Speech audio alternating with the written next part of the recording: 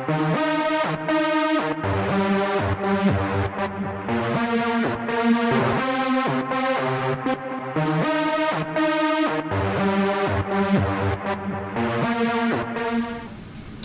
on RJTV, a look at our new executive chef, highlights from a leadership event, technology in the classroom, a look at some of our Raider Fall sports, how you can get ready for college in our college counseling center, or use the new library and changes to our dress code policy.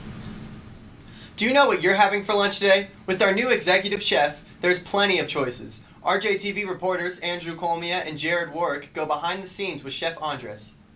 Here at Regis Jesuit, we have somebody trying to make a change. Chef Andre.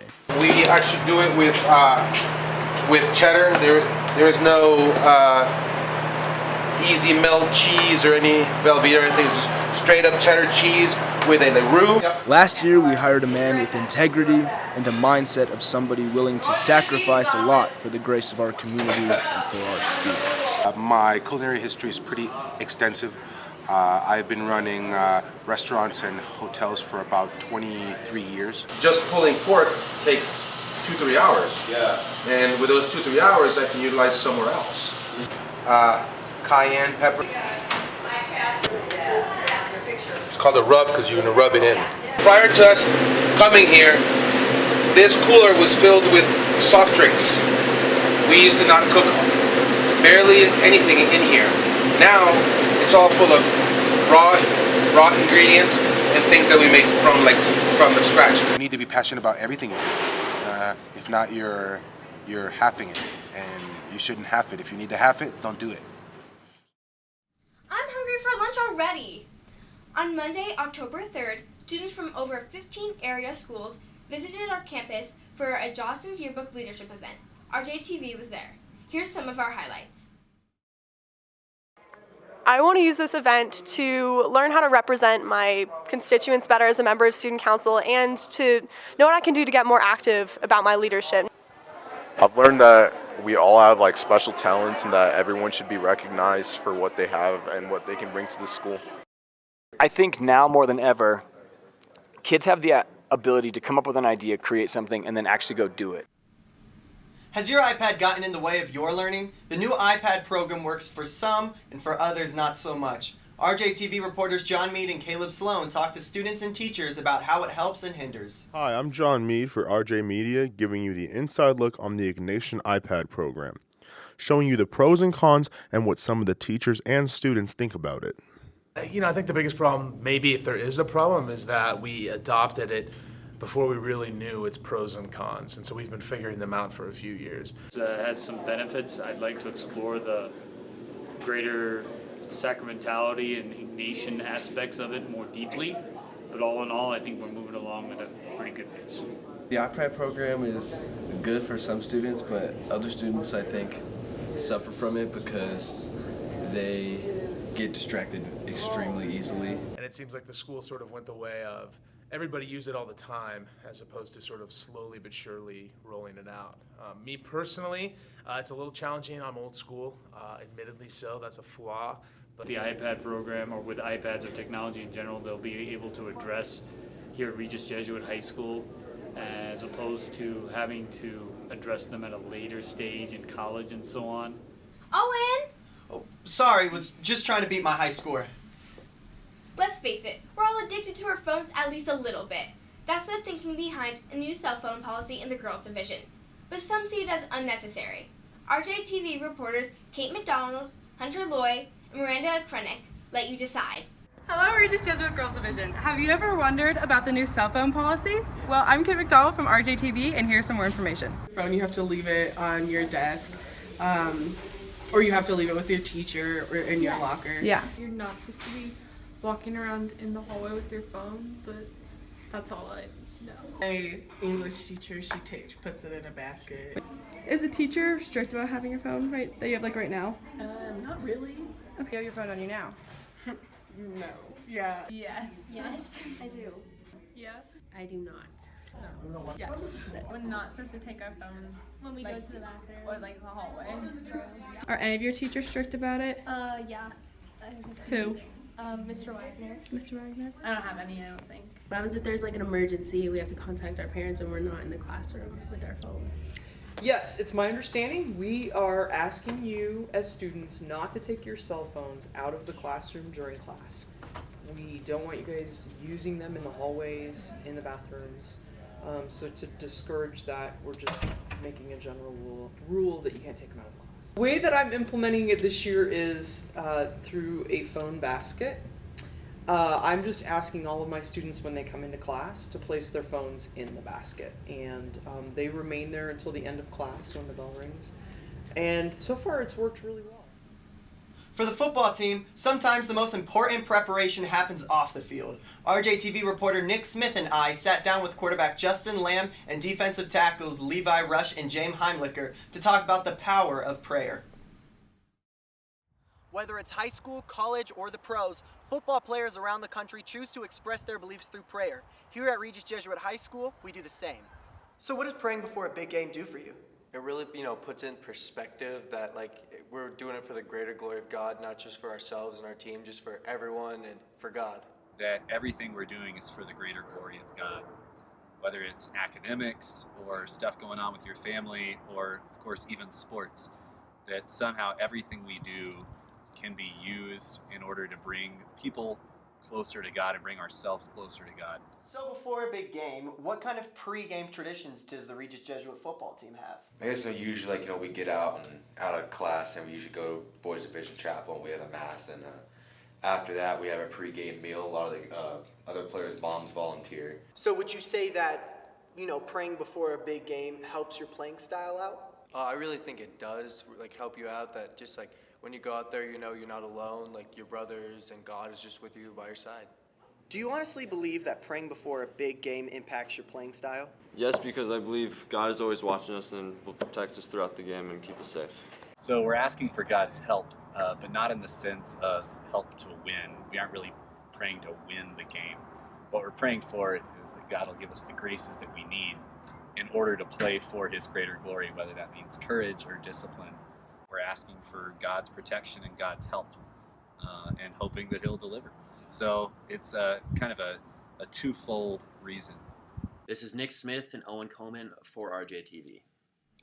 Congratulations to the boys golf team who captured their 6th championship in 7 years. RJTV reporters Walker Fuller and Brent DeBias talked to 3 of the players before the state tournament about what it takes to stay focused. On September 26th and 27th, Justin Markell, Cal McCoy, Tyler Sang, and Drew Anderson captured the 2016 State Golf Championship. 4 days before they were crowned champions, we sat down with Drew, Cal, and Justin to talk about their mindset heading into the tournament. As long as we can put 18 holes together both days, I think we should be all right. And the state this year is always to play well. No one obviously wants to play bad, and to put it all out there on the line for myself and the team and everyone else on our golf team. We got some great leaders as seniors. There's 4 of us. But I feel like on the first day I'm probably going to play a little more back and see if I can't shoot a good number and give myself a chance the second day. I feel like I have the same amount of nerves. I just know how to control my nerves a little bit better this year. The second day state, I was definitely a little bit nervous heading into it because I knew that we were winning by a few strokes, and I just wanted to do what I could do to give ourselves a state championship. All captains, and we're all playing well, and then we got a great team going into state. So, it's successful, but hopefully we win state, which would make it, obviously the most successful season as possible. I definitely feel more comfortable playing this year. I think we've been successful this year as a team. We've got a lot of spirited young guys participating in practice, playing well in tournaments. We have a lot of skill throughout the 4 players we got. First day is more conservative mindset, and then the second day is probably going to be more of an aggressive play. I've just had the mindset all year of going out every single round and going as low as possible with no regrets. I have a lot of confidence in our teammates going low just because of what they've shown earlier this year. I mean, Tyler, of course, shot very low at the state course earlier. We got a couple good seniors, and myself and Cal are a couple rising juniors, and I don't think any other team really compares to what kind of skill we have on the golf team. This is Walker Fuller and Brent Bias for RJTV. Tyler Zhang, who was not in that interview but led the state team, is headed to Regis University on a full-ride golf scholarship. What are your plans for college? The new RJ College Counseling Center hosts over 200 colleges a year. Here's RJTV reporters Nick Mordini and Spencer Chuck with a look inside. The Regis Jesuit College Counseling Center is conveniently located in the newly built Steele Center. One important piece of the college application process is going to talk to the more than 200 colleges that visit Regis Jesuit every year. We talked with senior Dylan Whalen about visiting these colleges. It's just you learn more about each college and which one benefits you the most, which one you most relate to. This is a great opportunity for students to speak with the colleges they are interested in. We also spoke with Ms. Huggins about going to these visits. It's very important for admissions people to get to know the students that are here because they're reading their applications. This can provide a huge advantage for students, especially if they are on a bubble in the application process. Simply talking to someone who works on the campus on a day-to-day basis can give students a better feel for what the school is all about. We also spoke with Mr. Giesman about these college visits. Are taking advantage. Today's the third day of our big fair week, and each day we've got a crowd basically out here, but we have about 20 schools each day, so there's a lot of schools, and I think at this point students are taking advantage of it.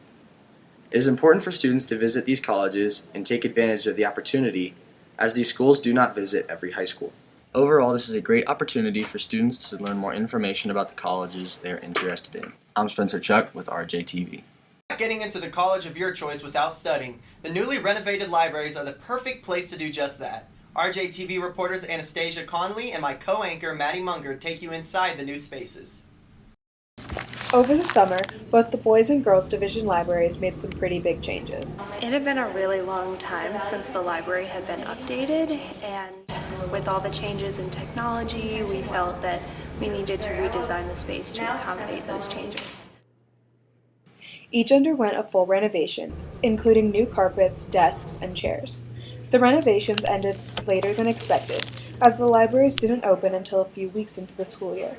Both staff and students have commented on the separate areas that cater to their specific needs.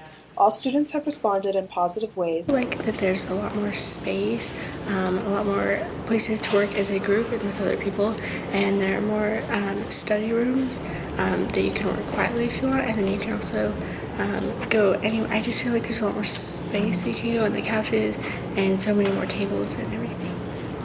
This is Anastasia Conley with RJTV. As the weather starts to change, the new dress code changes are in full effect. RJTV reporters Bray Sayers and Franny Scheitler sit down with Dean Latito and Mrs. Fike to find out about the changes. The dress code committee was formed and they made some changes to the dress code. Girls have noticed changes such as our shorts can be 3 inches above the knee, we can wear dress boots any day, and there are jackets that are waiting to be approved by the Raider Shop. I feel like it's a good life lesson because sometimes you don't always get to make decisions or do what you want. Sometimes you have to do what you're told. And so I try to hold the kids accountable regarding dress code all the time, regardless of our dress code being a little more flexible or even a little more harsh. I try to stick to the dress code rules.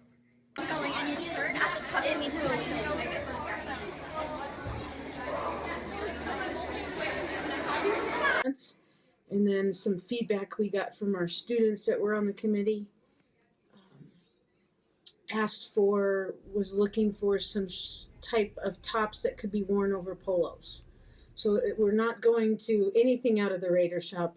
And there was a little change in footwear too, but not much of a change.